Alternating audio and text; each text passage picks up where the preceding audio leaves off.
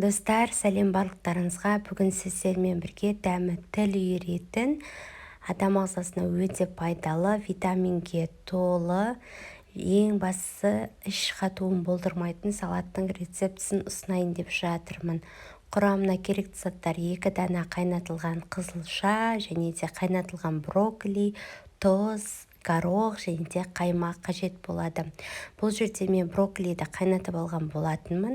Яғни үлкен болған осындай ақ түсті және де жасыл түсті брокколилерді қайнап тұрған суға 15-20 минутқа пісіріп алатын боласыздар.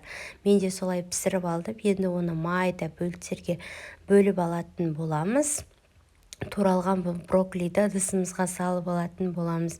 Және орташа болған 2 дана қызылшамызды алып, видеода өздеріңіз көріп тұрғандай 4 бұрышты, яғни кубик пішінде етіп, пышақтың көмегімен осылай бөліктерге бөліп алатын боламыз.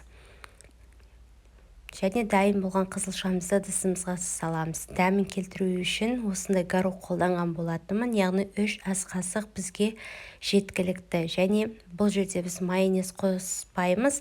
Асқазанға жеңіл болу үшін осындай 2 ас қасықтай етіп қаймақты қолданған болатынымыз. Және оның үстінен 1 шай қасықтай етіп тұзымызды салып аламыз.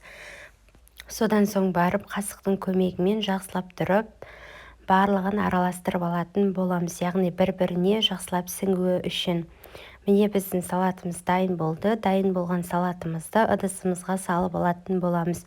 Міндетті түрде жасап көріңіздер достар. Өте керемет және де оңай жасалатын, аз ғана уақытыңызды қажет ететін салаттың рецептісін сіздерге ұсындым. Дәл осындай керекті, яғни қарапайым заттардан рецепттер керек болса, біздің Ақ Дастархан YouTube каналына тіркелуді, лайк басуды ұмытпаңыздар.